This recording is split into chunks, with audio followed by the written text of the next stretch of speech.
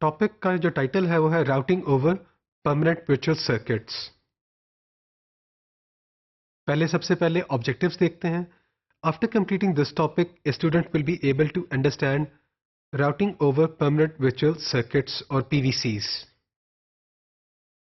जो फिगर्स हैं, मटेरियल है in this topic, they have been adapted from Wendell Odom's book with the title computer networking first step. हम एक scenario लेते हैं to understand the routing concepts over पीवीसीज।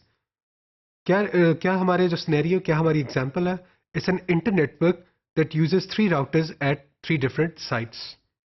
3 routers हैं और तीन डिफरेंट लोकेशंस पे लोकेटेड हैं वो routers. Each has an access link to a local central office and there is no PVC between R2 and R3, making the network a partial mesh of PVCs. जो हमारा frame relay का जो provider है, जो हमारा Telco है, जो telephone company है, it informs the customer to configure R1 so that it uses the data link connection identifier DLCI with this value 102 to send the frames to R2।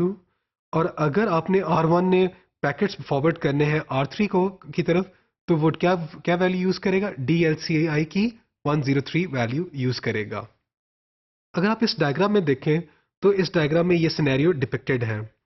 हना is connected to a switch जो लोकेटेड कहाँ पे? Atlanta में।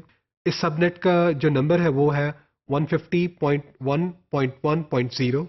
R1 का जो Ethernet interface है उसका IP एड्रेस है 150.1.1.250। R1 के दो सीरियल इंटरफेसेस शो किए गए हैं, 150.1.2.1, और इसमें से दो DLCI 102 एंड 103 दिखाए गए हैं। आपका जो फ्रेम रिले का जो नेटवर्क है वो दिखाया गया है, सबनेट दिखाया गया है और इसकी वैल्यू क्या है? 150.1.2.0 है। R2 और R3 दो डिफरेंट राउटर्स दिखाए गए हैं और इनके इंटर सीरियल इंटरफेसेस 150.1.2.2 दिखाया गया, और R3 में जो सीरियल इंटरफेस है उसका IP है 150.1.2.3। R2 का ईथरनेट 2 इंटरफेस है, सबनेट है 150.1.3.0 और आपका वहाँ पे एक वेब सर्वर रखा हुआ है जिसका URL है www.example.com और ये सिंसिनेटी में लोकेटेड है। फिर ब्राइन एक है, कंप्यूटर ब्राइन है, उसका IP एड्रेस है 150.1.4.1 और ये कहाँ पे लोकेटेड है? बॉस्टन में लोकेटेड है। अब हम अगर R1 का जो राउटिंग टेबल है इसको देखें तो जो डॉक्यूमेंटेशन टेलको ने प्रोवाइड की वो थी कि साइट अगर अटलांटा हो, DLCI क्या हो? 102 हो, तो this should be forwarded to Cincinnati. अगर अटलांटा सोर्स है, DLCI 103 है, तो आपका जो डेस्टिनेशन है इट शुड बी बॉस्टन। जो R1 का जो राउटर है उसका जो राउटिंग टेबल है वो पॉपुलेटेड है विद दीज एंट्रीज। सबनेट है 150.1.1.0।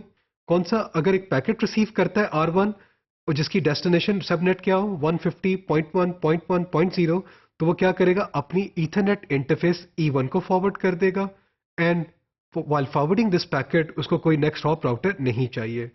दूसरी एंट्री अगर आप देखें तो 150.1.2.0 सीरियल इंटरफेस S0 और नेक्स्ट हॉप राउटर चाहिए? नहीं चाहिए। 150.1.3.0 सीरियल इंटरफेस S0 और आपका जो नेक्स्ट हॉप राउटर है वो है 150.1.2.2। जो फोर्थ एंट्री है उसमें डेस्टिनेशन सबनेट है 150.1.4.0, सेम इंटरफेस S0 150.1.2.3। अब अगर हम अज्यूम करें हना opens a browser to connect to www.example.com, वो DNS यूज करती है और www.example.com का IP एड्रेस अटेन करती है। इस मशीन का IP एड्रेस था इस एग्जाम्पल में 150.1.3.3। अब इस IP एड्रेस को अटेन करने के बाद हना क्या कर सकती है? पैकेट सेंड कर सकती है to the www.example.com machine. Now because 150.1.3.3 is in a different subnet, हना क्या करती है? हना का जो PC है it sends the packet to her default gateway जो इस टिपिकल सिनेरियो में R1 है। जब R1 ने इस पैकेट, इस ईथरनेट फ्रेम को रिसीव किया तो वो क्या करेगा? एरर्स को चेक करेगा। अगर तो कोई एरर है उसमें तो उसको डिस्कार्ड कर देगा, अगर कोई एरर नहीं है तो उसको क्या करेगा, अपने राउटिंग टेबल के साथ उसका आईपी डेस्टिनेशन को मैच करेगा। तो R1 अगर कोई एरर नहीं फाइंड करता है तो R1 is suppose to perform frame relay encapsulation. अब ये जो फ्रेम रिले इनकैप्सुलेशन करनी है, उसको क्या चाहिए, उसने हेडर भी ऐड करना है और ट्रेलर भी ऐड करना है। हेडर में एक 10 बिट लॉन्ग DLCI का फील्ड होता है जो क्या आइडेंटिफाई करता है, परमानेंट वर्चुअल सर्किट को आइडेंटिफिकेशन के लिए यूज होता है।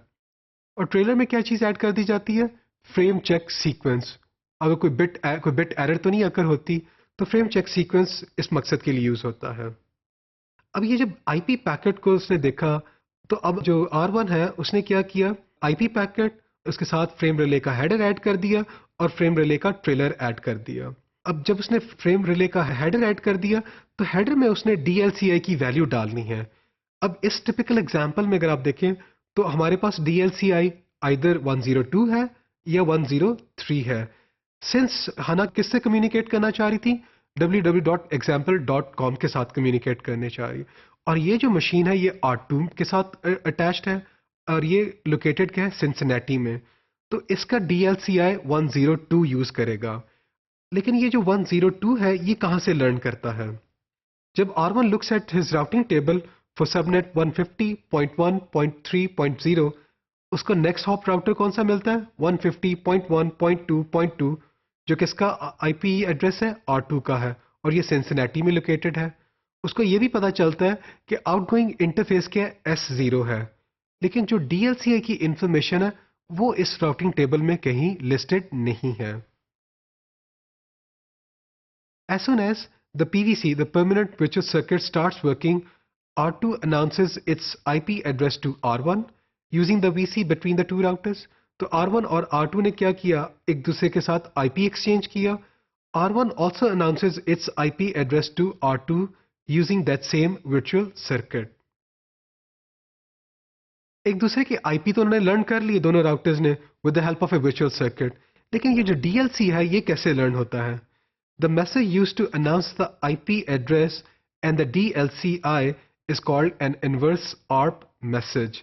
तो एक inverse ARP message के थ्रू ये IPs और उनके जो DLCIs हैं उनको लर्न करते हैं। इस टॉपिक में हम लोगों ने परमानेंट वर्चुअल सर्किट्स जो एस्टैब्लिश होते हैं उनकी जो राउटिंग है वो कैसे होती है वो हमने डिस्कस की।